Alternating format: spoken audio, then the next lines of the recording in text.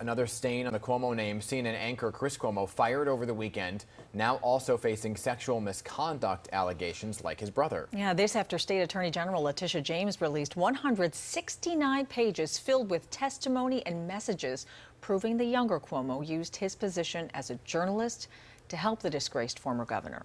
The Cuomo legacy has gone from being reputable to being untrustworthy. So what kind of impact will this have on the state Democratic Party? Joining us this morning is the former executive director, Dr. Basil Smikle. Good morning, Basil. Thanks so much for being with us this morning. Good morning. Good to be here with both of you.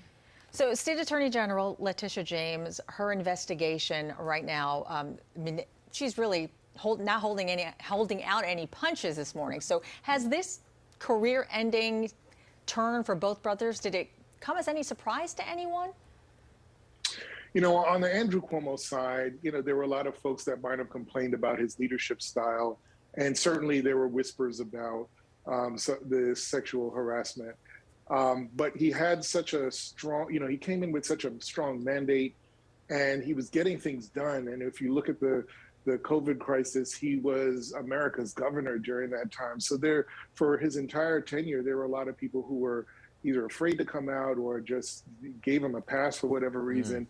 So from his standpoint, I think it was that people saw it coming, but didn't necessarily think it would come this way and at this time. Chris Cuomo, on the other hand, I think voters and Americans gave him a pass as well because he was talking to America's governor who happened to be his brother. And, as long as folks felt like things were getting done, I think a lot was swept under the rug. So as a political strategist, let's talk about this because you've been in the room, right? When there are certainly tough conversations that are taking place, that there are clear boundaries that have to be drawn, especially when politicians are dealing with a crisis and a journalist has ethical lines regardless of family ties, right? So how was Chris Cuomo, I guess, able to get so involved with the former governor with no one stepping in to stop it?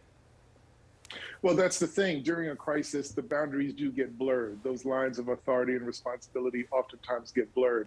And at the core of all of this, Chris Cuomo was helping his brother, right? And there are a lot of people that will sit back and say, we understand that. But according to reports from CNN, there were a lot of staffers that were uncomfortable that Chris Cuomo had his brother on so much and essentially didn't push him on some issues, recused himself in other instances, particularly while this concern around the deaths in nursing homes was gaining steam. So, again, the lines do get blurred, but it seems like as people were looking to the news and looking to Andrew Cuomo for answers, they were okay with it until we sort of hit a lull, and then folks started to really dig a lot deeper. And of course, the report came out. Yeah, everything came out. Well, let's switch gears a little bit. State Democrats suffered some big upsets in last month's election. So where does this latest development and the Cuomo controversy leave the party, especially as voters are getting ready to choose a new governor?